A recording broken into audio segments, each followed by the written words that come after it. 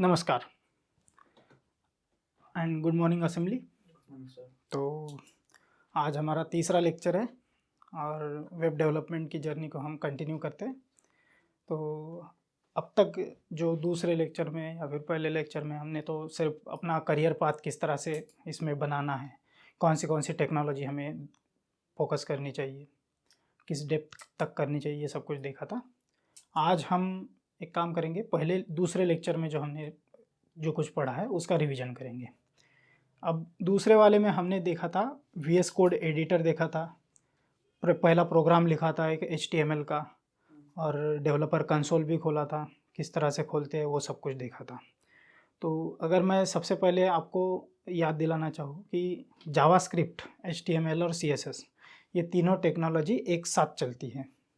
एक साथ कैसे चलती है कि कोई भी एक वेब पेज डेवलप होगा, HTML और CSS के साथ आपका एक पूरा पेज बन सकता है, लेकिन वो क्या है, एक तरह से स्टैटिक पेज होगा, उसमें कुछ डायनामिसिटी नहीं होगी। Dynamic nature in the sense, अगर आप कहीं क्लिक करते हो, कुछ पॉपअप वगैरह लाना है, कुछ फंक्शनैलिटी ऐड करनी है उसमें कि ये पेज दबाने पे कहीं और रीडायरेक्ट हो जाए, ये कैसे होगा? या फिर कुछ और मैकेनिज़्म लगाना है, जैसे राउटिंग मैकेनिज़्म लगाना है, तो ये नहीं हो पाएगा। वैलिडेशंस लगाना है, ये नहीं हो पाएगा। इसके लिए हमें जावास्क्रिप्ट चाहिए, क्योंकि हमने देखा था HTML क्या है, एक तरह से बोन है जो आपको स्ट्रक्चर प्रोवाइड करते हैं। CSS आपकी एक तरह से स्किन है, लेकिन और स्किन और बोन का क्या करेंगे हम जब ब्रेन ही नहीं रहेगा, तो ब्रेन इसीलिए हमें जावास्क्रिप्ट प्रोवाइड करता है। और हमने ये देखा था कि जावास्क्रिप्ट जो है कई बाहर और रन नहीं हो पाती, ये इसका कोई और एनवायरनमेंट नहीं होता जहाँ पे ये रन हो पाएगी, इसे ब्राउज़र में ही चलाना पड़ता है। और ब्राउज़र की फाइल बनाने के लिए, अब ब्राउज़र में चलाना पड़ता है तो ब्राउज़र के लिए कुछ फाइल लिखनी पड़ेगी, कुछ बनाना पड़ेगा ना, तो उसके लिए हमें बनानी पड़ती है HTML की फ़ाइल। HTML की फ़ाइल आपकी एक ब्राउज़र वाली फ़ाइल बनाएगी, जो एक प्रोग्राम ऐसा बनाएगी जो ब्राउज़र में खुलता हो, उसका आउटपुट, और उस HTML में हम जावास्क्रिप्ट को ऐड करेंगे। किस तरह से करेंगे एक बार फिर से रिवाइज़ करेंगे। तो ये सब कुछ हमने देख लिया है। ब्राउज़र में किस तरह से खोलना है एक बार रिवाइज़ कर लेते हैं क्विकली। तो यहाँ पे हम अगर सबसे पहले फोकस करें तो हमने कोड एडिटर के लिए सबसे पहले फर्स्ट जनरेशन जो काम होता है, जैसे आपका नोटपैड में आपका प्रोग्राम बनाया था, तो हम अगर नोटपैड की अपनी वही फाइल को खोलें तो हमारे पास एक नोटपैड की फ़ाइल है, एक index.html हमने फ़ाइल बनाई थी। ये जो फाइल है ये .txt मतलब टेक्स्ट फाइल थी। नोटपैड में कभी भी आपकी फ़ाइल जो बनेगी टेक्स्ट फाइल बनेगी, तो .txt एक्सटेंशन होने के कारण ये टेक्स्ट फाइल बनी थी। अगर मैं इस फाइल को फिर से खोलूँ, 2 बार डबल टैप करूँ, तो .txt होने के कारण ये जो फाइल है ये टेक्स्ट फाइल खुलेगी, इसमें कुछ नहीं होगा। .txt देख सकते हैं। अब ये आपका प्रोग्राम नहीं है, इसे प्रोग्राम बनाने के लिए हमें इसे सेव करना पड़ा था .html एक्सटेंशन के साथ। .html एक्सटेंशन जब आप लिखते हैं तो वो एक HTML की फाइल बनती है, वो ब्राउज़र में खुलेगी। और उसी का हमने एक एग्जाम्पल देखा था कि ये जो फाइल है हमारी दूसरी, या फिर मैं इसे क्लोज कर देता हूँ, फिर से खोलते हैं, हमारी जो फाइल थी ये। और जब आप .txt के जगह .html से लिखते हैं फाइल, तो फाइल कुछ इस तरह से डॉक्यूमेंट ना दिखते हुए ये दिखेगी एक ब्राउज़र की तरह, एक ब्राउज़र का। अब यहाँ पे मेरा डिफ़ॉल्ट ब्राउज़र जो है वो क्रोम होने के कारण वो एक क्रोम का आइकॉन दिखा रहा है वहाँ पे। अदरवाइज वहाँ पे अगर यांडेक्स होता तो यांडेक्स दिखाता, अगर एज होता तो एज दिखाता। ये इस तरह से एक फाइल बनती है। और इंडेक्स क्यों रखा हमने इसका नाम? क्योंकि एक जनरल कन्वेंशन है कि जो भी आपकी मेन HTML की सबसे पहली जो फाइल बनती है ना, जिसमें पूरा प्रोग्राम एग्जीक्यूट होता है, वो इंडेक्स के नाम से चलती है। इसलिए हमने एक कन्वेंशन फॉलो किया इंडस्ट्री का। आप इसे कुछ भी लिख सकते हैं, कोई प्रॉब्लम नहीं, लेकिन इंडेक्स के साथ जाए तो बेहतर होगा। ये आपकी फाइल बन गई। हम इसे डबल टैप करें तो ये फाइल हमारी टेक्स्ट नोटपैड में खुली थी।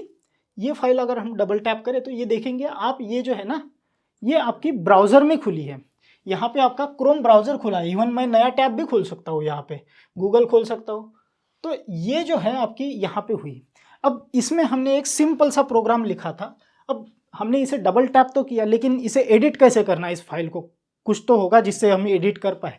तो हमारे पास इसे एडिट करने का पहला तरीका था कि इस फाइल को हम इस पर राइट क्लिक करें, इस फाइल पे, और राइट क्लिक करके ओपन एज नोटपैड में ओपन करना है। कैसे करेंगे, हम इस पे जाएंगे, यहाँ पे राइट क्लिक करेंगे इसी फाइल पे, 2 बार क्लिक करोगे इस फाइल पे तो ये क्रोम में खुल रही है, उसमें कुछ कर नहीं सकते है ना, क्योंकि उसमें आउटपुट दिख रहा है। तो यहाँ पे हम इसे ओपन विथ, और यहाँ पे हम कर सकते हैं, या तो हम इसे नोटपैड की फाइल में खोलते हैं। अब ये हमारी index.html है, इसमें हमने एक प्रोग्राम लिखा। अब प्रोग्राम मैंने कहा था कि जावास्क्रिप्ट आपकी सिर्फ ब्राउज़र में चल सकती है, और ब्राउज़र में चलाने के लिए हमें HTML का प्रोग्राम लिखना पड़ेगा। HTML में कुछ मैंडेटरी टैग्स हैं जिसके बगैर HTML की फाइल बनती नहीं। मैंडेटरी टैग्स देखे थे हमने, सबसे पहला जो बेसिक टैग होता है आपका HTML का होता है, greater than less than sign के भीतर, और उसी का एक क्लोजिंग टैग भी होता है। क्लोजिंग टैग जो होता है, मैं इसे थोड़ा बड़ा करना चाहूँगा इसको, तो आप थोड़ा फोकस कर पाएंगे। हाँ, ये जो है यहाँ पे इनफ रहेगा।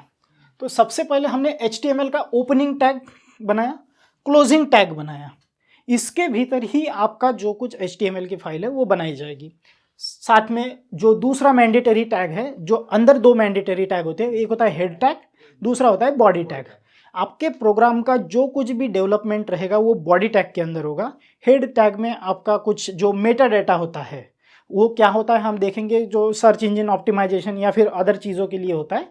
हेड टैग आप अभी भूल जाइए, मेन टैग जो होता है अपने लिए अभी काम का है बॉडी टैग।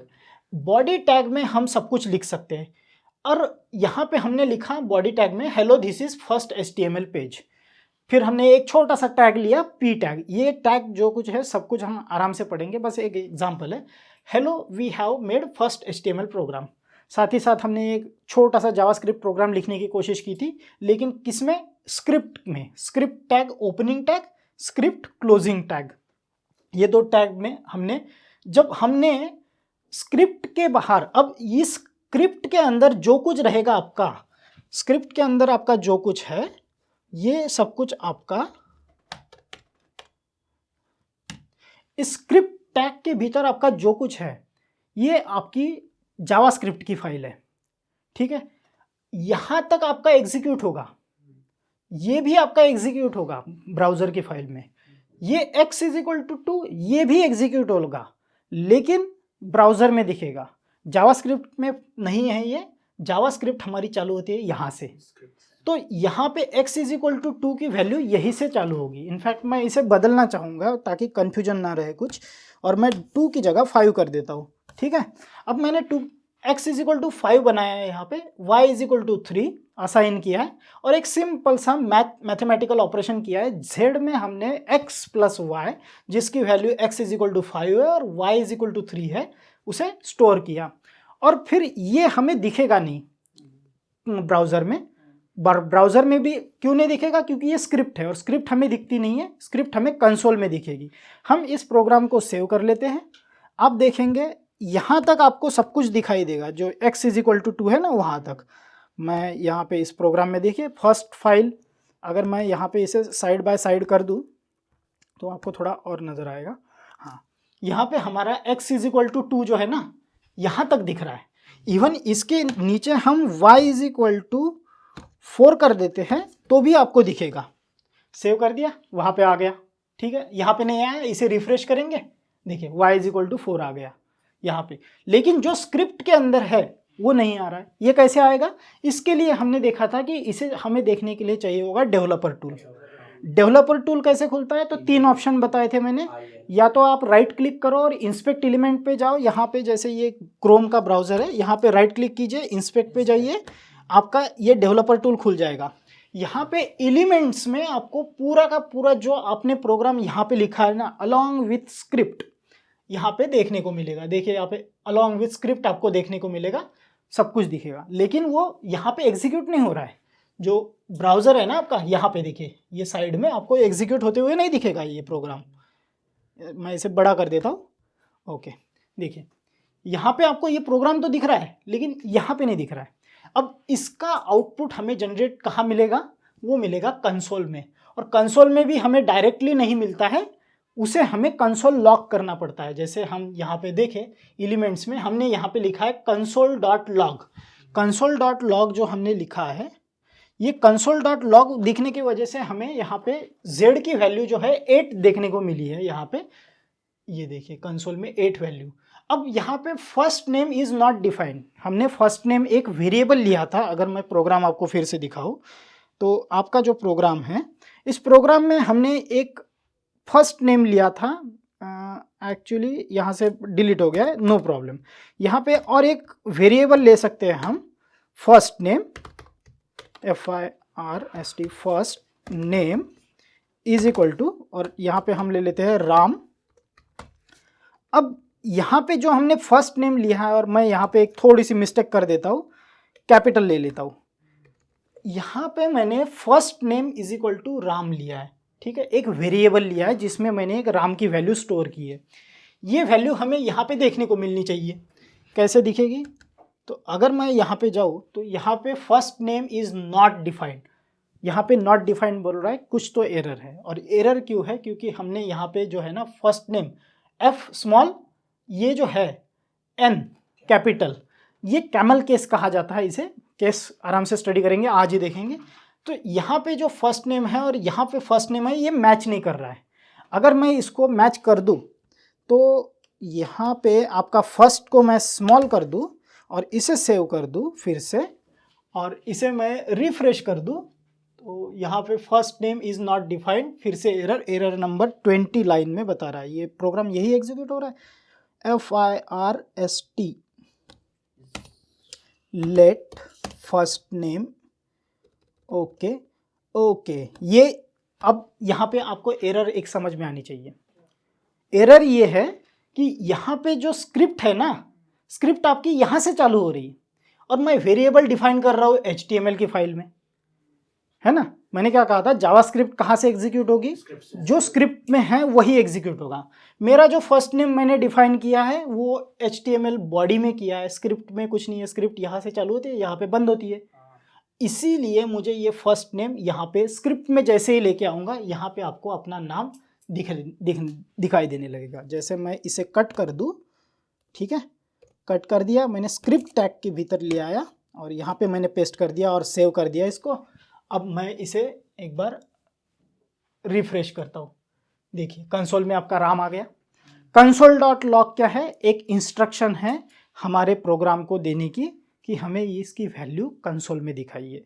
बहुत सारे लैंग्वेज में अलग अलग सिंटैक्स होता है, जैसे पाइथन में इसका प्रिंट होगा या फिर जावा में अलग होगा, system.out.println ऐसा कुछ एक होता है उसमें।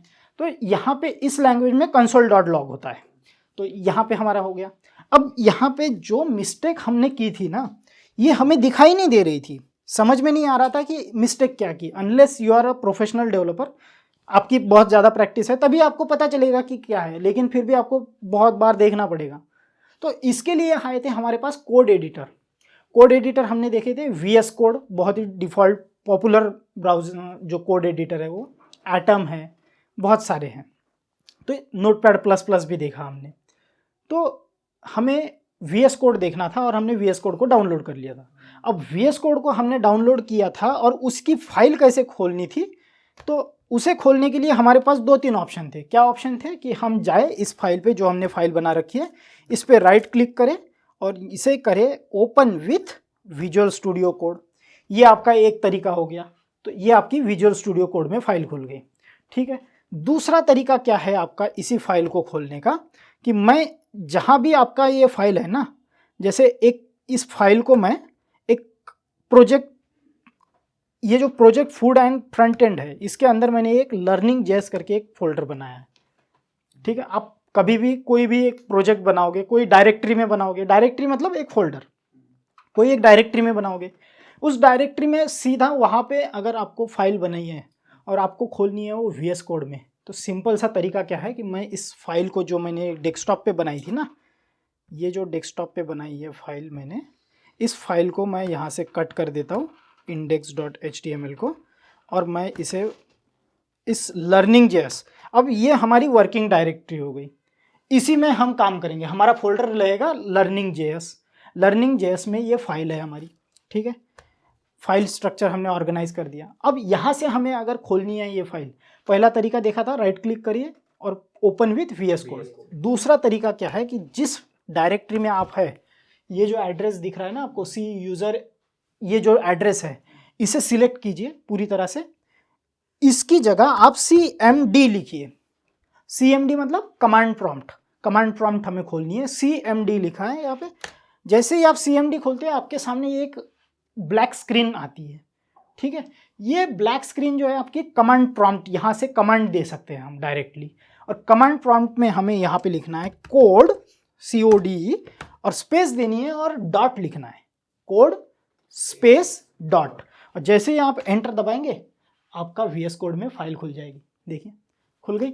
यहाँ पे हमें फाइल, ये पहला वाला बंद कर देते हैं, दूसरी वाली आपकी index.html आपको देखने को मिलेगी। मैं इसे सिलेक्ट करता हूँ इस फाइल को। यहाँ पे जो है आपका ये कंट्रोल पैनल है आपका, इसका यहाँ पे क्लिक कीजिए, ये जो दिख रहा है यहाँ पे, हाँ ये डबल फाइल पे क्लिक कीजिए, आपका कंट्रोल पैनल है, इस पे आप index.html पे दबाइए और आपका पूरा प्रोग्राम वहाँ पे आ गया। अब इसे रन कैसे करनी है, मैंने कहा था कि इस फाइल को यहाँ पे आपने बना दी। पाइथन वगैरह में क्या है, यहाँ पे आप प्रिंट करोगे, यहीं पे आपको उसको आउटपुट मिल जाएगा, जैसे जुपिटर नोटबुक वगैरह है, सीधा उसी में आपको मिल जाता है। लेकिन मैंने कहा था कि जावास्क्रिप्ट जो है वो सिर्फ ब्राउज़र में रन होती है, होती तो बाहर भी है, ठीक है, लेकिन वो Node.js में होती है। और हम इस इतने एडवांस लेवल पे अभी है नहीं कि हम Node.js की बात करें। फिर भी मैं आपको बता दूं इसको रन करने का सिंपल सा तरीका क्या है। तो पहला तो हमने देखा कि आप सीधा उस फाइल पे लगाइए, जो फाइल है आपकी इस फोल्डर में थी ना अपनी, इसे मिनिमाइज कर सकते हैं। ये फाइल है, इसे 2 बार क्लिक कीजिए, ये आपकी फाइल खुल गई, ठीक है। दूसरा तरीका ये है कि इसके या जो फाइल खोली थी ना हमने ये वाली, इसका कंसोल खोले और उसमें आप आउटपुट देखें। तो क्या है, जो आउटपुट हम देख रहे हैं ये कंसोल के भीतर ही देख रहे हैं, और कंसोल के भीतर मतलब आपके जो ब्राउज़र है उसी में देख रहे हैं। दूसरा तरीका है आपका इसी फाइल को रन करने का कि मैं इस फाइल को यहाँ पे जाऊँ और कंट्रोल बैक टिक दबाऊँ, कंट्रोल बैक टिक दबाऊँ या फिर टर्मिनल दबाऊँ। जैसे मैं यहाँ पे सिलेक्शन टर्मिनल आएगा, एक व्यू में जाता हूँ, हाँ व्यू में जाओ और व्यू में जाके आपको मिलेगा टर्मिनल, और इसका शॉर्टकट भी दे रखा है कंट्रोल बैक टिक। कंट्रोल बैक टिक, बैक टिक कहाँ मिलेगी आपको, आपकी जो एस्केप की होती है ना उसके नीचे ही होती है, ठीक है, एस्केप की के नीचे। और मैं इसे कंट्रोल टर्मिनल खोलता हूँ, व्यू टर्मिनल, टर्मिनल यहाँ पे आपका देखिए एक नीचे खुल गया एक टर्मिनल, ये दिख रहा है पावर शेल, ये जो पावर शेल है ये आपका टर्मिनल है। यहाँ पे बहुत तरह के होते हैं जो आपके जो टर्मिनल्स होते हैं, और बहुत सारे खोल सकते हैं आप यहाँ पे, लेकिन मैं यहाँ पे अपना टर्मिनल खोलूँगा और यहाँ पे मैं लिखूँगा सिंपली नोड, फाइल का नाम हमारा है index.html। ये फाइल आ गई आपकी index.html। मैं यहाँ पे एंटर दबा दूँ तो यहाँ पे एक आपका एरर आएगा। एरर इसलिए आएगा क्योंकि ये HTML की फाइल है, यही अगर जावास्क्रिप्ट की फाइल होती तो तुरंत रन हो जाती। तो मैं एक काम करता हूँ, एक जावास्क्रिप्ट की फाइल आपको बना के बताता हूँ। यहाँ पे जाऊँगा, इस फाइल पे, इस आइकन पे क्लिक करेंगे आपको नई फाइल मिलेगी। क्लिक कीजिए यहाँ पे, मैं यहाँ पे लिखता हूँ app.js। अब JS एक्सटेंशन के साथ फाइल बन रही है तो ये सिर्फ जावास्क्रिप्ट की फाइल रहेगी। तो जावास्क्रिप्ट की फाइल बन गई हमारी, और यहाँ पे इस जावास्क्रिप्ट के अंदर हम जो हमने प्रोग्राम लिखा था ना ये कि लेट फर्स्ट नेम और ये सब कुछ, इसे कॉपी करते हैं, यहाँ पे जाएंगे, पेस्ट करेंगे। अब ये प्योर जावास्क्रिप्ट की फाइल है, ये HTML की फाइल नहीं है और ना किसी HTML के फाइल के अंदर हमने भरा है, प्योर जावास्क्रिप्ट की फाइल है। तो इसके अंदर हमें स्क्रिप्ट लिखने की ज़रूरत नहीं है। हमने HTML की फाइल में जावास्क्रिप्ट लिखने के लिए क्या किया था कि स्क्रिप्ट लिखा था, स्क्रिप्ट टैग लिखा था और उसके अंदर जावास्क्रिप्ट लिखी थी। अगर आपकी प्योर जावास्क्रिप्ट की फाइल है तो उसमें स्क्रिप्ट लिखने की ज़रूरत नहीं है, आप सीधा सीधा डेवलपमेंट कीजिए। तो यहाँ पे सेम प्रोग्राम है, मैं इस सेम प्रोग्राम को रन करना चाहता हूँ तो इसे मुझे क्लियर करना पड़ेगा। इसे क्लियर करने के लिए आपके पास शॉर्टकट होता है कंट्रोल एल दबाइए, क्लियर हो जाता है। कंट्रोल C दबाएंगे तो क्लोज हो जाएगा मतलब रन टाइम जो होता है, अभी फोकस ना कीजिए, बस कंट्रोल L से क्लियर हो जाएगा, इतना समझ लीजिए। अब यहाँ पे मैं क्या करूँगा, नोड लिखूँगा। मैंने कहा था कि जावास्क्रिप्ट की फाइल ब्राउज़र में रन होगी या नोड एनवायरनमेंट में होगी, तो यहाँ पे नोड लिखा मैंने। अब नोड ये जो है इसे इंस्टॉल करना पड़ता है, मेरी मशीन में ऑलरेडी इंस्टॉल्ड है इसलिए ये रन होगा, आपकी मशीन में नहीं होगा।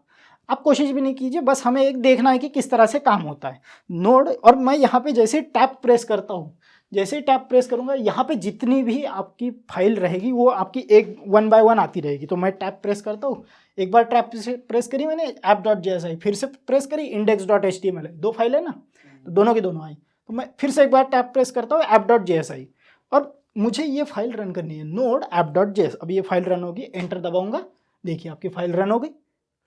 ये नोड एनवायरनमेंट में हो रही है, ठीक है, ये नोड की वजह से हो रही है।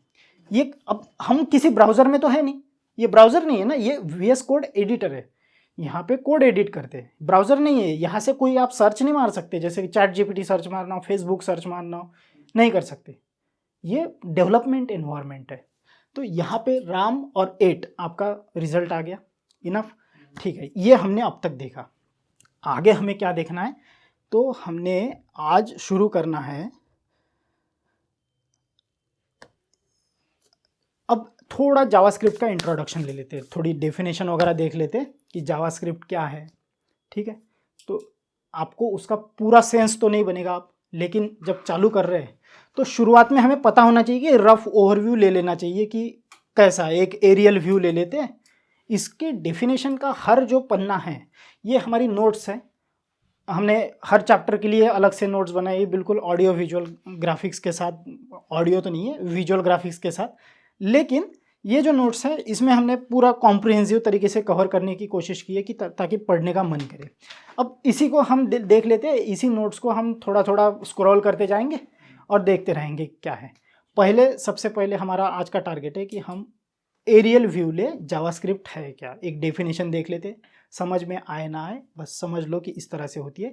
उसका हर डेफिनेशन का टर्म का जो अर्थ है वो आपको धीरे धीरे पता चलेगा। आज पूरा का पूरा पता नहीं चलेगा, क्योंकि हमारे यहाँ कहा गया है, धीरे धीरे रे मना धीरे सब कुछ होए, माली सींचे 100 घड़ा रुताए फल होए। तो फल आने के लिए टाइम है, आप बस अभी सिंचाई कीजिए, ठीक है, ओके। तो यहाँ पे पहला चैप्टर है हमारा इंट्रोडक्शन टू जावास्क्रिप्ट। यहाँ पे अगर हम देखें तो एक सिंपल सी डेफिनेशन है, कोई ज़्यादा बड़ी नहीं है। इस डेफिनेशन में क्या लिखा है कि JavaScript is a high level interpreted dynamic multi paradigm programming language that is used to add interactivity to the web page. Definition को ब्रेक डाउन करते हैं, कोई भी डेफिनेशन को आराम से समझना है तो उसको ब्रेक डाउन किया जाता है कि ये क्या है, ये क्या है, ये क्या है। डेफिनेशन तो एक चीज़ की होगी, लेकिन डेफिनेशन के टर्म जो डिफाइन कर दे उसे भी समझना चाहिए। तो यहाँ पे क्या है, जावास्क्रिप्ट इज, ये क्या है, high level interpreted dynamic multi paradigm, अलग अलग शब्द हैं। ये एक तरह से जावास्क्रिप्ट के एट्रीब्यूट्स है। एट्रीब्यूट क्या होता है कि अगर कोई एक अच्छा इंसान है, अरे बड़ा अच्छा इंसान है, बड़ा स्मार्ट है, अच्छे, हाँ गुण, एक तरह से गुण हो गए उसके। अब इसके गुण जो है कि ये एक हाई लेवल है, ये इंटरप्रेटेड है, dynamic and multi paradigm programming language है। तो सबसे पहले हम देखेंगे प्रोग्रामिंग लैंग्वेज क्या होती है। प्रोग्रामिंग लैंग्वेज वो होती है, क्योंकि हमने अब तक क्या क्या देखा है, हमने HTML देखा, CSS देखा, जावास्क्रिप्ट देखा, लेकिन प्रोग्रामिंग लैंग्वेज हमने HTML को नहीं बोला क्या? नहीं बोला ना। क्यों नहीं बोला? क्योंकि वो है ही नहीं, वो डॉक्यूमेंटेशन लैंग्वेज है, प्रोग्रामिंग लैंग्वेज नहीं है।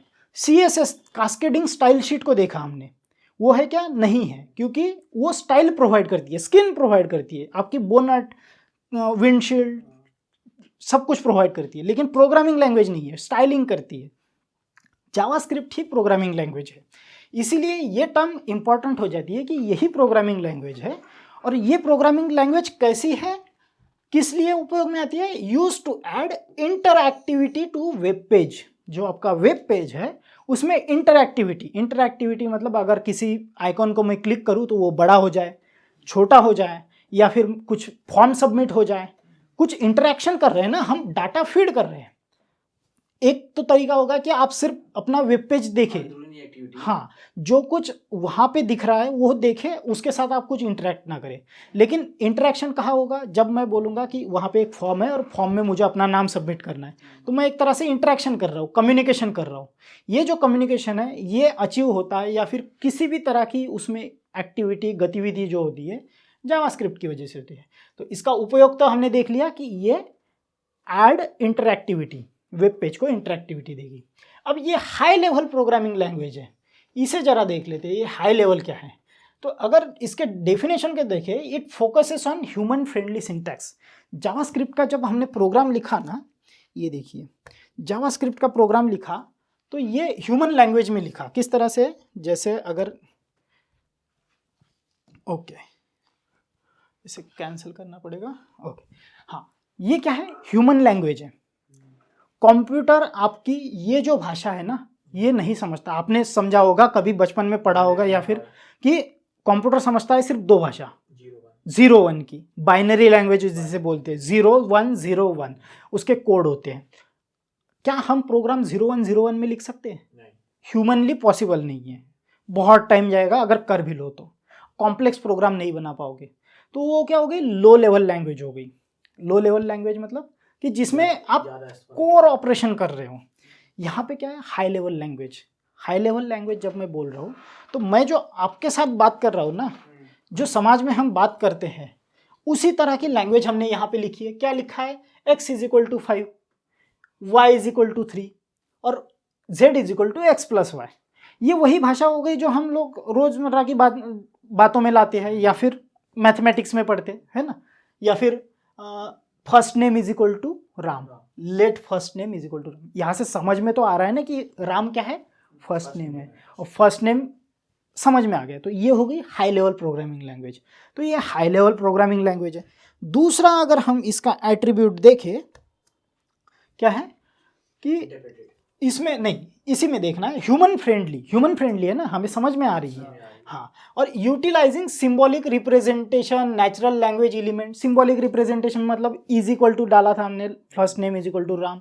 तो और ये यहाँ पे मेमोरी मैनेजमेंट जो है इस लैंग्वेज में ऑटोमेटिक होता है। मेमोरी मैनेजमेंट कुछ लैंग्वेजेस में नहीं होता है, वो अपने तरफ से करना पड़ता है, जैसे सी हो गई उसमें करना पड़ता है।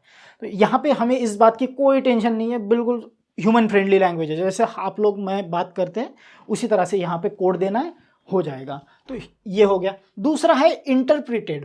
Code is executed line by line by an interpreter without needing to be compiled into machine before. ये क्या है, तो कुछ होती है जैसे जावास्क्रिप्ट जो है just in time compiled language है। एक होती है कंपाइल्ड लैंग्वेज, दूसरी होती है इंटरप्रिटेड लैंग्वेज। कंपाइल्ड लैंग्वेज में क्या होता है कि आप कोड लिखते हो, वो कंपाइल्ड कर दिया जाएगा, क्योंकि कंप्यूटर 0-1 समझता है, तो उसे 0-1 में कन्वर्ट कर दिया जाएगा। उसे एक जगह स्टोर कर दिया जाएगा एक फाइल में, और फिर कभी रन किया जाएगा। ये हो गई कंपाइल्ड। दूसरी होती है इंटरप्रिटेड। टाइम पे ही वो देखती है, कोड को देखती है, एक लाइन देखेगी, उसको कंपाइल करेगी 0-1-0-1 में और उसे रन करेगी, लेकिन इमीडिएटली करेगी। लेकिन जावास्क्रिप्ट में ऐसा नहीं होता, ये इमीडिएटली भी नहीं होती और कंपाइल्ड भी नहीं होती। इसमें क्या होता है, जस्ट इन टाइम कंपाइलेशन होता है। बिल्कुल आपका कोड देखा, उसका ट्रांसलेट किया, उसको रन किया, एक लाइन बाय लाइन। यहाँ पे इस डेफिनेशन का इतना ज़्यादा सेंस नहीं होगा, इस टॉपिक को आराम से छेड़ेंगे हम, ठीक है, जब हम थोड़ा बहुत देख लेंगे कुछ लूपिंग कंट्रोल स्ट्रक्चर वगैरह, उसके बाद देखेंगे, ठीक है। तो जस्ट इन टाइम कंपाइल्ड है ये। फिर डायनामिक प्रोग्रामिंग लैंग्वेज है, supports run time modification into variable and function. Dynamic language है। डायनामिक लैंग्वेज उसे कहा जाता है कि कुछ लैंग्वेज में क्या है, आप वेरिएबल डिफाइन करते हो, उसे चेंज नहीं किया जा सकता है। यहाँ पे वेरिएबल को चेंज किया जा सकता है। वेरिएबल क्या था, अगर मैं आपको बताऊँ कि ये हमारा वेरिएबल था, ये जो फर्स्ट नेम है ना, एक हमारा वेरिएबल था, इसे भी आराम से देखते हैं, आज ही देखेंगे। ये जो वेरिएबल है इसे चेंज किया जाएगा, और वेरिएबल आपको क्या है, राम आया है। अगर मैं इसी कोड को अगर रिपीट करूं, ठीक है, ये जो कोड है ना, मैं इसे पेस्ट एक कॉपी कर लेता हूं। वेरिएबल हमारा ये एक है फर्स्ट नेम, ये चेंज हो सकता है। कैसे चेंज करेंगे, देखिए, मैं इसे कंट्रोल शिफ्ट और डाउन की प्रेस करता हूं, नहीं, कंट्रोल अल्टर डाउन की, ठीक है। तो आपका एक लाइन फिर से जनरेट हो गई, कॉपी पेस्ट हो गई। अब यहाँ पे थोड़ी एरर बता रहा है। क्यों एरर बता रहा है, क्योंकि एक बार लेट अगर लिख लिया तो दूसरी बार लेट लिखने की ज़रूरत नहीं, मैं इसे हटा देता हूँ। ये सब कुछ देखेंगे, कोई दिक्कत नहीं। अब मैं राम की जगह यहाँ पे शाम कर देता हूँ, ठीक है, शाम। अब जो आपका रिजल्ट आएगा ना, पहले हमने वेरिएबल क्या सेट किया था, राम सेट किया था। अब यहाँ पे आंसर राम आना चाहिए क्योंकि राम सेट किया था हमने फर्स्ट नेम, लेकिन उसके बाद हमने उसे चेंज कर दिया, श्याम कर दिया। प्रोग्राम को सेव करते हैं, ठीक है, और इसी को फिर से हम रन करते हैं नोड, और यहाँ पे मैं app.js को फिर से रन कर रहा हूँ, ठीक है। इस बार देखिए, पहले बार आपका आंसर क्या आया था 8 राम, इस बार क्या है 8 श्याम। क्यों? डिफरेंस आ गया। डिफरेंस क्या है, क्या मैं सिद्ध करना चाहता था, अपना पॉइंट ये था कि हम प्रूव करना चाहते थे कि इसमें जो वेरिएबल है ना, ये डायनामिक प्रोग्रामिंग लैंग्वेज है, support run time modification. Program run करते वक्त, प्रोग्राम जो रन हो रहा था उसी में हमने मॉडिफिकेशन कर दिया वेरिएबल में। वही है कि it supports the run time modification. Ram का हमने श्याम बनाया। ये जो राम का श्याम बनाया हमने, ये किस कारण पॉसिबल हुआ है, तो इसका जो आंसर है, जो पॉसिबल हुआ है ये सब कुछ, ये डायनामिक प्रोग्रामिंग लैंग्वेज होने की वजह से हुआ है कि यहाँ पे फंक्शन भी चेंज हो सकते हैं। फंक्शन क्या है देखेंगे, लेकिन समझ लो होता है, फंक्शन भी चेंज हो सकते हैं, वेरिएबल नेम भी चेंज हो सकते हैं। यही हमने सिद्ध करना था। फिर मल्टी पैराडाइम प्रोग्रामिंग लैंग्वेज, ये थोड़ा बहुत ज़्यादा एडवांस टॉपिक है, लेकिन फिर भी समझ लो कि इसमें बहुत सारी प्रोग्रामिंग के पैराडाइम्स होते हैं। पैराडाइम मतलब एक तरह से स्टाइल मान लीजिए, जैसे सचिन तेंदुलकर की स्टाइल क्या थी, धीरे धीरे खेलना। राहुल द्रविड़ की क्या थी, बहुत ज़्यादा धीरे खेलना। और वीरेंद्र सहवाग की क्या स्टाइल थी कि एग्रेसिवली खेलना। तो क्रिकेट तो 2-3 प्रकार से, बैटिंग तो 2-3 प्रकार से की जा सकती है, प्रोग्रामिंग भी 2-3 प्रकार से की जा सकती है। एग्रेसिव प्रोग्रामिंग करो, धीरे धीरे प्रोग्रामिंग करो, मान के चलिए, एक एनालॉजी मान के चलिए। तो ये बहुत सारी स्टाइल को भी, ये सहवाग की स्टाइल को भी सपोर्ट करेगी, ये तेंदुलकर की स्टाइल को भी सपोर्ट करेगी, ये द्रविड़ की स्टाइल को भी सपोर्ट करेगी। तो मल्टी पैराडाइम प्रोग्रामिंग लैंग्वेज है। इतना समझ लो कि सहवाग, धोनी, गंभीर सबकी स्टाइल चलेगी यहाँ पे प्रोग्रामिंग की, ठीक है, सबके लिए जगह है यहाँ पे, बहुत बड़ी जावास्क्रिप्ट है। मल्टी पैराडाइम है। जैसे इसमें क्या होता है आपका, जैसे सपोर्ट, अगर मैं टेक्निकल नेम ले लूँ तो आपका इंपरेटिव प्रोग्रामिंग टाइप होती है, ठीक है। दूसरा होता है डिक्लेरेटिव प्रोग्रामिंग स्टाइल होती है, फंक्शनल प्रोग्रामिंग होती है, object oriented programming and procedural programming. सभी पैराडाइम को सपोर्ट करती है।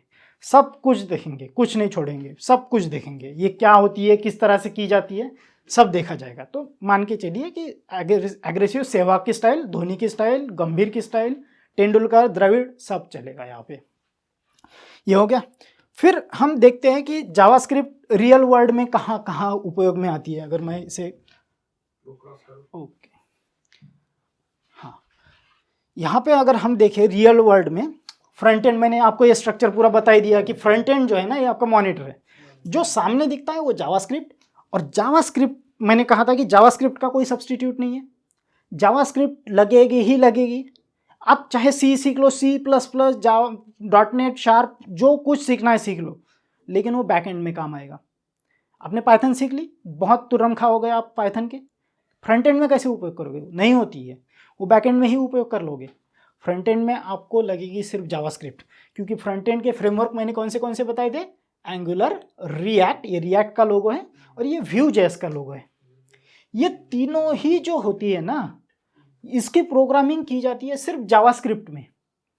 और जो मैंने बताया था कि 3 जो HTML, CSS और जावास्क्रिप्ट तीनों के मिला के भी आप वेबसाइट बना सकते हो, विदाउट फ्रेमवर्क आप बना सकते हो। लेकिन क्या है, वो एक ही कॉपी में सब कुछ लिखने जैसा हो गया आपका कोड, तो मुश्किल जाएगा मैनेजमेंट उसका, उसे डिवाइड करना, उसे टेस्ट करना, मॉड्यूलराइज करने में बड़ा मुश्किल जाता है। वो जो स्टाइल होती है, वो जो कोड लिखा जाता है, वो होता है वैनिला जावास्क्रिप्ट। वैनिला जावास्क्रिप्ट जो होता है, वैनिला जावास्क्रिप्ट मतलब ऐसा कोड जो बिना किसी आपके फ्रेमवर्क के या फिर लाइब्रेरी के सपोर्ट के लिखा गया है।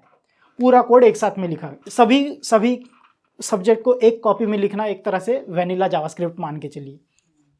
सामने आपकी ये तीनों जो फ्रेमवर्क है उसमें जावास्क्रिप्ट ही चलती है। एज सच इन तीनों में ही है कि टाइपस्क्रिप्ट चलती है, वो थोड़ा एडवांस वर्जन है जावास्क्रिप्ट का, कुछ नहीं है, बस 2-3 फर्क इधर उधर है, हाँ, थोड़ा हाइब्रिड टाइप का है। अदरवाइज सामने आपकी सिर्फ जावास्क्रिप्ट चलेगी। बैक एंड में जो है, इसके पीछे से अगर हम एरो देखें तो डीजांगो है पाइथन का, फ्लास्क है, डीजांगो है, पिरामिड है, फिर स्प्रिंग बूट है जावा का, बहुत सारी लैंग्वेजेस है। आप नोड.js एक्सप्रेस, बैक एंड में कोई भी लैंग्वेज ले सकते हैं, लेकिन फ्रंट एंड में आपको जावास्क्रिप्ट लगेगी ही लगेगी। ये क्लियर हो गया? ओके। अब हम देखें तो हमने कंपैरिजन देखा था कि आपकी चैसी की तरह होती है, ये सब कुछ तो हमने देख लिया है, ठीक है। अब यहाँ पे हम देखें तो सबसे बड़ा जावास्क्रिप्ट का एक एडवांटेज भी देख सकते हैं कि आप जो फ्रेमवर्क देख रहे हो, जावास्क्रिप्ट क्यों अच्छे से पढ़नी चाहिए, इसका अगर कारण आपको चाहिए तो ये सेंटेंस में है कि आप जो फ्रेमवर्क सीखोगे, फ्रेमवर्क क्या थे कि ये जो मैंने 3 फ्रेमवर्क बताए थे ना, कि आज मार्केट में ये दोनों में बड़े टफ टक्कर में, ये जो है एंगुलर जो है ये गूगल की तरफ से बनाया गया है, रिएक्ट जो है फेसबुक ने बनाया है, और ये थर्ड पार्टी है इन्होंने जो बनाया है। ये तीनों फ्रेमवर्क में इंडस्ट्री में आज काम चल रहा है। कोई कंपनियां एंगुलर में काम कर रही है, प्रोजेक्ट अपना मैनेज कर रही है, कोई रिएक्ट में कर रही है, कोई व्यूजेस में कर रही है। काम तीनों एक ही करते हैं कि आपका फ्रंट एंड डिज़ाइन करना। हो सकता है कि आप जो फ्रेमवर्क पढ़ रहे हो वो कल चल के इतना पॉपुलर ना हो, बहुत सारी प्रोग्रामिंग लैंग्वेज आई गई, फ्रेमवर्क्स आए गए, क्या होता है रिजेक्ट भी कर देते हैं। अगर काम नहीं कर रहा है, ढंग से सपोर्ट नहीं कर रहा है, स्टेबल नहीं है आपका कोड, तो कंपनियां रिजेक्ट कर देती, दूसरे टेक्नोलॉजी में जाएगी। तो हो सकता है कि इन तीनों में से आपका जो आपने मान के चलिए आज रिएक्ट पढ़ लिया, रिएक्ट में बहुत ज़्यादा भीड़ हो गई, कंपनियां फिर क्या करेगी, सस्ते डेवलपर कहाँ मिलेंगे, अच्छे डेवलपर कहाँ मिलेंगे, तो एंगुलर, हो सकता है एंगुलर पे शिफ्ट कर जाए। आपने जो प्रोग्रामिंग की है या फिर जो फ्रेमवर्क पढ़ा है, हो सकता है कल चल के पॉपुलर ना हो, तो आपको तुरंत शिफ्ट मारना होगा दूसरे फ्रेमवर्क पे, लेकिन वो भी किस में काम करेगा, जावास्क्रिप्ट में ही करेगा। तो इसलिए अगर आपका जावास्क्रिप्ट पक्का है तो आपको डरने की ज़रूरत नहीं है। बस कुछ थोड़ा बहुत सिंटैक्स देखना पड़ता है कि किस तरह से स्ट्रक्चर है, कंपोनेंट्स किस तरह से लगाए जाते हैं, या फिर कनेक्शन किस तरह से बनाए जाते हैं, मॉड्यूल किस तरह से फिक्स किए जाते हैं। इतना देख लिया आपने, आपका you are good to go, no problem. ये हो गया। अब ये हमने देख लिया। फिर cross platform application. Cross platform application मतलब ये जो है आपका जैसे जावास्क्रिप्ट है, ये वर्सेटिलिटी इसकी ऐसी है कि आप सिर्फ इसकी वेबसाइट भी नहीं बना सकते, सिर्फ वेबसाइट ही नहीं बल्कि डेस्कटॉप पे जो आपके सॉफ्टवेयर होते हैं वो भी बना सकते हैं, मोबाइल के एप्लीकेशंस भी बना सकते हो। तो आपको क्या करना होगा, रिएक्ट नेटिव या आयोनिक, इलेक्ट्रॉन, ये सब कुछ फ्रेमवर्क्स आते हैं, उसमें आपको डाल के आप चाहे तो मोबाइल का ऐप बना लो, आप चाहे तो डेस्कटॉप का ऐप बना लो, ठीक है। क्योंकि अल्टीमेटली फ्रंट एंड पे आपकी एक ही लैंग्वेज चलेगी, जावास्क्रिप्ट। Very good.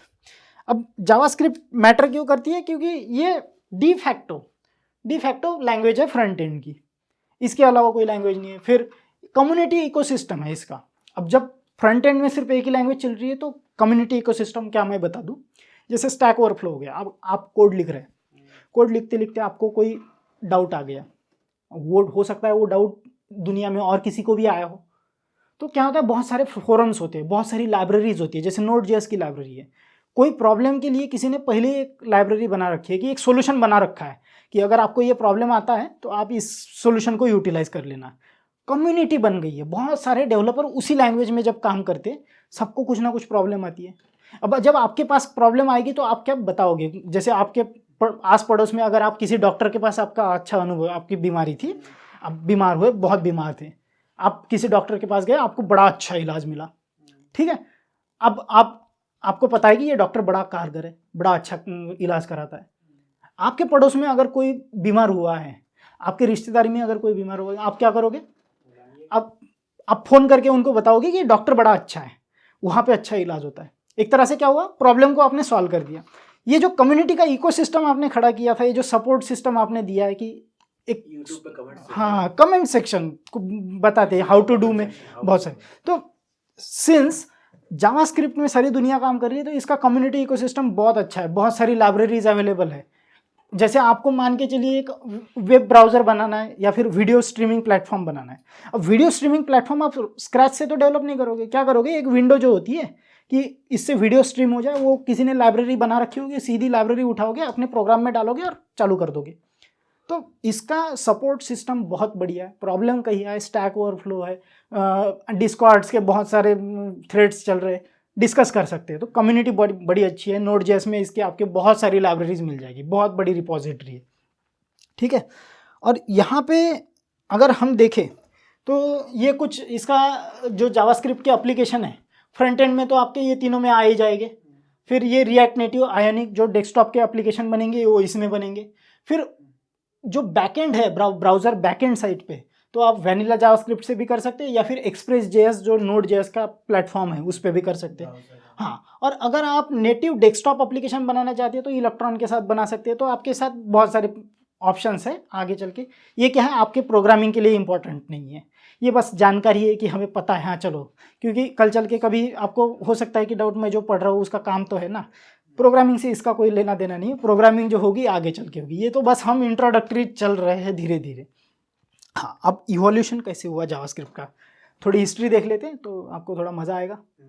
क्या होता है, ये जब इंटरनेट चल रहा था, जब चालू हुआ था, क्योंकि ये जो आईटी सेक्टर की बात कर रहे हैं ये कोई बहुत पुराना नहीं चल रहा है, बिल्कुल 2000 या फिर उसके 20-30 साल पहले, क्योंकि 2000 के आसपास तो आप लोगों के पास प्रोडक्ट आया। उसका कंप्यूटर जो आपने देखा वो ऐसा तो नहीं कि आपके पास आज 2000 में आया तो उसी साल बना होगा, वो पहले उस पर डेवलपमेंट चल रही थी 80s के ज़माने में, 60-70 के ज़माने में। बहुत बड़ी स्ट्रगल है इसकी, बहुत सारे साइंटिस्ट काम कर रहे थे। तो क्या हुआ, जब इंटरनेट पॉपुलर हो रहा था ना, ये ज़माना था 1995-96 कुछ इस तरह का, इंटरनेट पॉपुलर हो रहा था। तो उस वक्त क्या है, ऐसा चाहिए था एक ब्राउज़र, ऐसी एक लैंग्वेज चाहिए थी जो सभी जो एक दूसरे को कनेक्ट कर सके, ऐसे इंटरनेट में सबके ब्राउज़र में काम कर सके, एक लैंग्वेज चाहिए थी। और उस वक्त ब्रैंडन आइक करके एक वहाँ पे अमेरिका में थे, उन्होंने उनको नेटस्केप नेविगेटर नाम की कंपनी ने, पहले एक जैसे क्रोम चलता है, फायरफॉक्स चलता है, वो नेटस्केप नेविगेटर चलता था उस वक्त। नेटस्केप नेविगेटर ने इनको हायर किया, 10 दिन में इन्होंने एक लैंग्वेज बना दी, और उसका नाम इन्होंने मोका रखा था उस वक्त। यस, वो पहले उसका नाम ये नहीं था, इसका नाम मोका था पहले। और ये जो है आपकी सबसे पहले ये जो ब्रैंडन आइक है, ये पर्सन है, मोका नाम रखा था, 10 दिनों में ही लैंग्वेज बना दी। मान के चलिए आज सीखने में हमको 6 महीने 3 महीने बोल रहे हैं, इन्होंने तो 10 दिन में बना दी थी। लेकिन उस वक्त पहला ही वर्जन था, ऐसा नहीं कि बहुत ज़्यादा एडवांस बनाई हो। अब ये पॉपुलर हो गई, तो फिर माइक्रोसॉफ्ट वालों ने भी कॉपी कर ली, लेकिन उसका नाम उन्होंने कुछ और रखा, जैसे जस्ट मिनट जावा। हाँ, फिर इसका 1996 में इसे रीनेम कर दिया गया लाइव स्क्रिप्ट के नाम से। यस, सबसे पहले मोका नाम दिया गया 10 दिनों में, फिर मोका के बाद 1996 में इसे रीनेम कर दिया लाइव स्क्रिप्ट, और फिर इसका नाम चेंज कर दिया गया जावास्क्रिप्ट। अब इसका नाम जावास्क्रिप्ट क्यों पड़ा, इसके पीछे भी फनी स्टोरी है। फनी स्टोरी ऐसी है कि उस वक्त दुनिया में पॉपुलर जो लैंग्वेज थी वो जावा थी, और इन लोगों को चाहिए थे डेवलपर कि इस लैंग्वेज में काम करे। तो लोगों को अट्रैक्ट करने के लिए इन्होंने क्या है, बिस्लरी का जैसे ब्रांड होता है ना, कि बिस्लरी एक वाटर बॉटल आती थी, वो बिस्लरी को कॉपी करते करते लोगों ने बिसिलरी, बिलिसरी, क्या क्या नाम नहीं बना दे, बस सेम टैग के साथ। वो सेम रंग रहता है उनका, वाइट, और वो स्पा रंग होता है शायद, वो रंग में बहुत सारी बिस्लरी की कॉपी आ गई मार्केट में।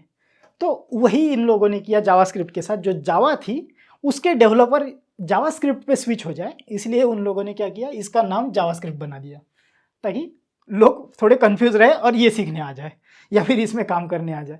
अदरवाइज जावास्क्रिप्ट का जावा से कोई लेना देना नहीं है।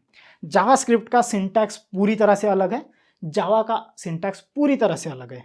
जावा आपकी एक completely functional object oriented language है, जावास्क्रिप्ट आपकी पूरी तरह से ऑब्जेक्ट ओरिएंटेड नहीं है। इसमें थोड़े बहुत डिफरेंस है, जो ऑब्जेक्ट ओरिएंटेड प्रोग्रामिंग कंसेप्ट जैसे एनकैप्सुलेशन, पॉलीमॉर्फिज्म, ये जो कंसेप्ट्स है आपके, ये जावास्क्रिप्ट में थोड़े अलग तरह की से डिफाइन होते हैं या फिर इम्प्लीमेंट होते हैं। जावा में वो प्योर जो ऑब्जेक्ट ओरिएंटेड होते हैं वो है। तो ये क्या है देखेंगे आराम से, लेकिन मज़े की बात या फिर जो crux of the matter is, जो आपका जावास्क्रिप्ट है वो जावा से कम्प्लीटली अलग है।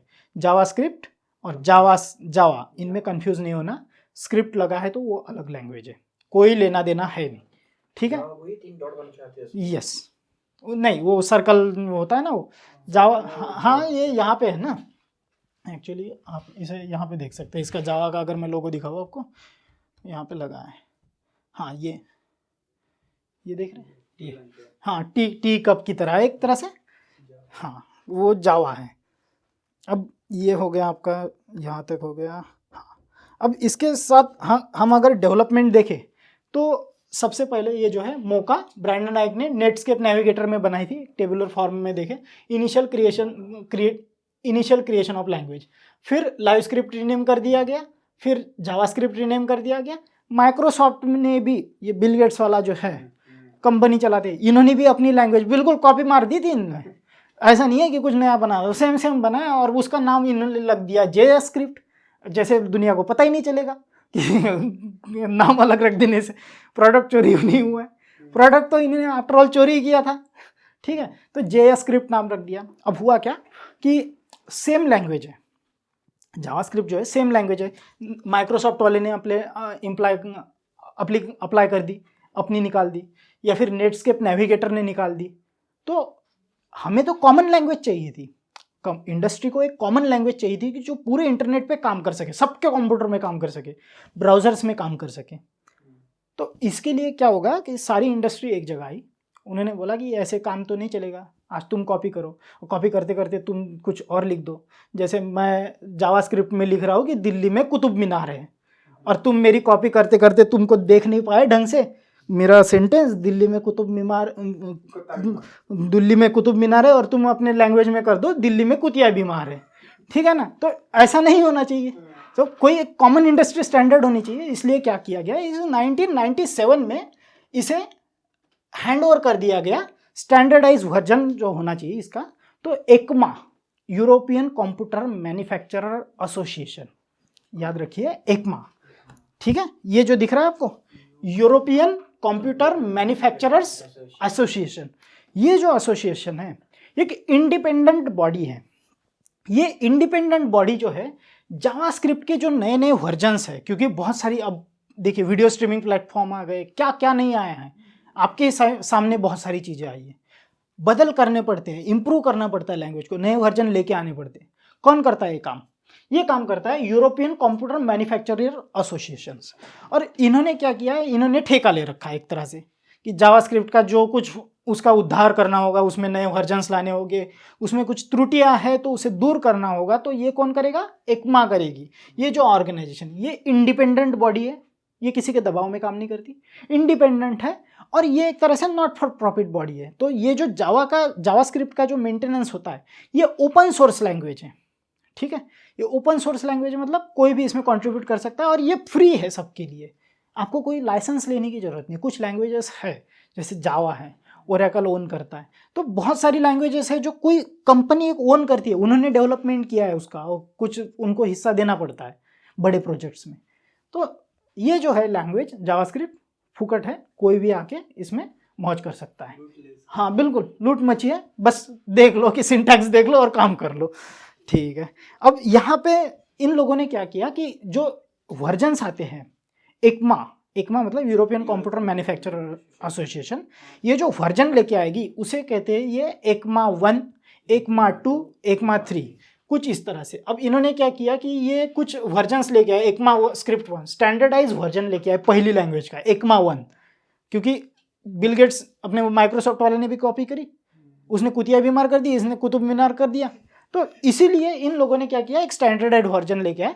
अब सबके लिए फ्री थी, तो सारी कंपनियां जो इंटरनेट पे काम कर रही थी, ब्राउजर्स के लिए काम कर रही थी, किसी ना किसी ब्राउजर के लिए काम कर रही थी, तो इन्होंने क्या किया कि एक स्टैंडर्डाइज वर्जन को अप्लाई करना चालू कर दिया।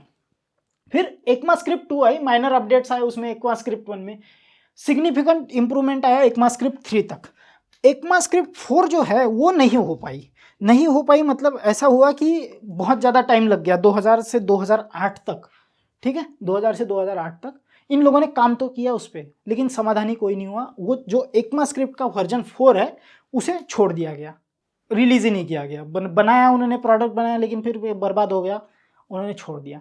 फिर 2009 में एक्मास्क्रिप्ट 5 आई, समझ रहे हो जर्नी कहाँ से चालू हुई है इनकी। 1999 में 3 आई थी, फिर 4-5 साल काम किया, 8 साल काम किया उन्होंने 2000 से 2008 तक, फिर भी एक वर्जन नहीं ला पाए। फिर इनका खून खौला, इन्होंने एक एक्मास्क्रिप्ट वर्जन 5 आया 2009 में, और इन्होंने इंट्रोड्यूस किए बहुत सारे चेंजेस। और एक्मास्क्रिप्ट 6 में तो देखोगे तो पूरी दुनिया ही बदल दी, उल्टा पुल्ट कर दी। क्या किया इन्होंने, एक्मास्क्रिप्ट 5 में इन्होंने introduced important features like strict mode लेके आए, ये सब कुछ सीखेंगे, कुछ नहीं छूटेगा इसमें से। स्ट्रिक्ट मोड लेके आए, जेसन सपोर्ट लेके आए, improved object array manipulation method, ये सब कुछ ले आए। इसके बाद इन्होंने क्या किया, जो मॉडर्न जावास्क्रिप्ट है जो आज लोग हम सीखेंगे, इसके पहले के भी सीखेंगे, ECMAScript 5 तक भी सीखेंगे, ECMAScript 6 जिसमें लैंग्वेज में बहुत सारे चेंजेस लाए, इतने सारे चेंजेस लाए कि पूरी लैंग्वेज ही बदल दी, उसे बिल्कुल मॉडर्न बना दिया। क्या किया, ये रेनेसांस की तरह डिफाइन किया जाता है। रेनेसां मतलब यूरोप में एक रेनेसां हुआ था जिसमें वॉल्टेयर, रूसो, बहुत सारे वैचारिक क्रांति हुई थी। इसी तरह से एक क्रांति जावास्क्रिप्ट में ये लोग लेके आए 2015 में, ज़्यादा टाइम नहीं हुआ है, ठीक है, मोदी जी के आने के बाद हुआ है, ठीक है।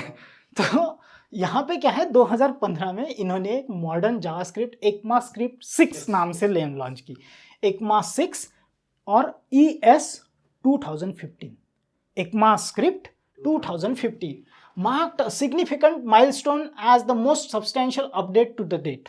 इसमें क्या क्या डिफरेंस लेके आए ये, सिंस ECMA हैज एम्ब्रेस्ड, हाँ, और तब से जब अब 2000 से 2008 तक कोई वर्जन नहीं आया था, पुरानी गलतियों से सीख गए, अब हर साल नए वर्जन, अब 8 साल तक कोई वर्जन नहीं आया, इतना सारा पेंडिंग था, 8 सालों में टेक्नोलॉजी में बहुत सारे डिफरेंसेस आए, इन लोगों को ECMAScript 5 में बहुत सारे चेंजेस लाने पड़े, ECMAScript 6 में तो इन्होंने दुनिया ही उल्टी कर दी इधर की उधर। तो इन्होंने डिसाइड किया कि इससे क्या होता है कि जो डेवलपर उस लैंग्वेज में काम करते हैं ना, उनको डिफिकल्टी जाती है कि आज मैं कोई प्रोग्राम लिख रहा हूँ, कल चल के वो सपोर्ट ही नहीं हो रहा है, रन ही नहीं हो रहा है। क्यों नहीं हो रहा है? क्योंकि तुमने लैंग्वेज बदल दी, और लैंग्वेज बदल देने के कारण इन्होंने डिसाइड किया कि ऐसे रेडिकल डिफरेंसेस नहीं लेके आते, पूरी दुनिया इधर की उधर नहीं करते, हर साल एक नया वर्जन करेंगे, लेकिन धीरे धीरे चेंज इंट्रोड्यूस करेंगे, जिससे क्या एक सडन शॉक ना जाए, क्योंकि लोग फिर लैंग्वेज छोड़ के भाग भी सकते, कोई और डेवलप कर लेगा लैंग्वेज, है ना। तो इसीलिए इन्होंने क्या किया कि ECMAScript 6 में एक मेजर चेंज आया था, उसके बाद मेजर चेंज नहीं आया, माइनर चेंज आया है। ECMAScript 6 जो है 2015 में इन्होंने रिवॉल्यूशनरी चेंज क्या किया, लेट कॉन्स्ट एक नए वेरिएबल डिक्लेरेशन के स्टाइल लेके आए। लेट हमने देखा भी है, let Ram is equal first name is equal to Ram देखा, फिर यहाँ पे कॉन्स्ट लेके आए, एरो फंक्शंस लेके आए, क्लासेस लेके आए, modules, template, literals, destructuring, promise and much more, ठीक है। Modernise the language significantly and improve the developer community, वो डेवलपर कम्युनिटी को एक अच्छा खासा गिफ्ट था। फिर 2016 से लेके प्रेजेंट तक जो है ना, ये हर साल नई रिलीज कर रहे हैं, 16, 17, 18, 19, 20, 21, 22, 23 तक देखा है, 24 तक के अपडेट्स देखेंगे हम, ठीक है। 2024 में भी जो अपडेट्स आए वो भी पढ़ेंगे, सब कुछ पढ़ेंगे, पूरी अप टू डेट रखेंगे। फिर इसमें क्या है, कंटिन्यूस इंप्रूवमेंट धीरे धीरे इंट्रोड्यूस करते हैं। और जावास्क्रिप्ट के कुछ इंपॉर्टेंट कैरेक्टरिस्टिक्स बता दूं मैं। इंपॉर्टेंट कैरेक्टरिस्टिक्स ये है कि ये बैकवर्ड कंपैटिबल है। बैकवर्ड कंपैटिबल क्या होता है कि जो सबसे पहला कोड बना था ना ECMAScript 1, आज के ब्राउजर में अगर वो ECMAScript 1 का कोड चलाओ तो चल जाएगा।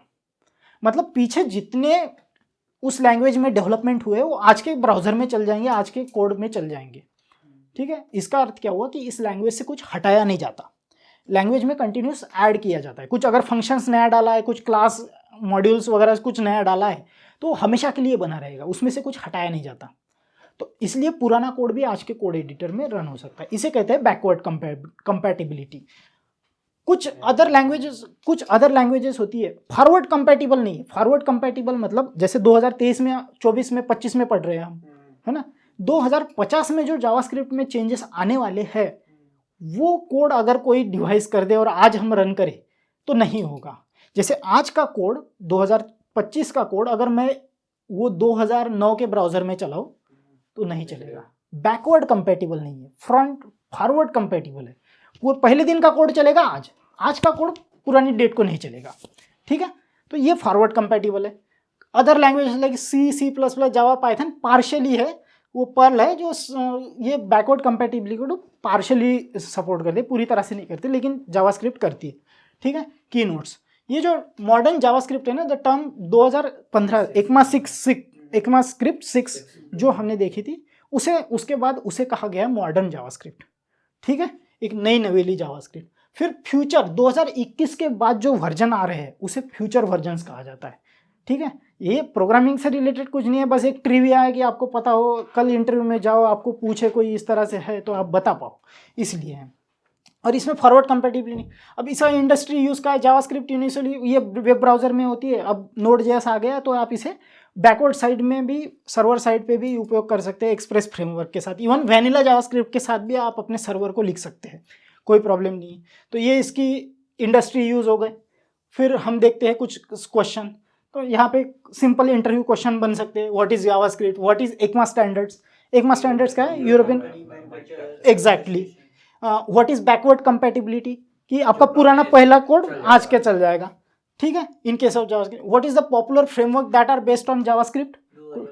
नहीं, फ्रेमवर्क आपके हैं एंगुलर, रिएक्ट, Vue.js और आपका और एक है एक्सप्रेस नोड, ठीक है। और फिर why ECMAScript 6 2015 release of JavaScript is considered as revolutionary. इसे yes, there are a lot of changes that were introduced in ECMAScript 6, that's why it is called revolutionary. What are the changes that were introduced? It introduced, yes, late const arrow function, ये सब कुछ आया उसमें। Modules classes ठीक तरह से implement कर दिए गए, बहुत सारी चीज़ें आई, तो इसीलिए इसे रिवोल्यूशनरी कहा जाता है। जैसे हम यहीं पे देखें, यहाँ पे है, यहाँ पे आपको दो जो 6 में आई थी, let const arrow function classes module template letters destructuring promise, बहुत सारी चीज़ें आई थी। धीरे धीरे करके देखेंगे, जब भी हम जावास्क्रिप्ट का कोई फीचर देखेंगे तो हम देखेंगे कि ये कौन से वर्जन में आया था। कोई ECMAScript 2022 में आया है, कोई 23 में आया है, कोई 6 में आया है, ज़्यादातर 6 में आया है, ये सब कुछ देखेंगे। Similar is the story with HTML। एक है HTML और दूसरी है HTML5। हाँ, तो वो भी वहाँ पे भी देखेंगे जब HTML पढ़ेंगे। CSS में भी सेम स्टोरी है, वो सब कुछ देखेंगे। तो आज के लिए यहाँ को यहीं पे कंक्लूड करते हैं। ओके, तो आज हमने देखा जावास्क्रिप्ट के कुछ कैरेक्टरिस्टिक्स देखे, पुराने हमने प्रोग्राम्स देखे। तो कल चल के हम चालू करेंगे अगले लेक्चर में वेरिएबल्स क्या होते हैं, वैल्यूज़ क्या होती है, और कुछ बेसिक प्रोग्राम लिखेंगे, ठीक है, जावास्क्रिप्ट के। तो आज की इस असेंबली को यही डिसमिस करते हैं। Thank you.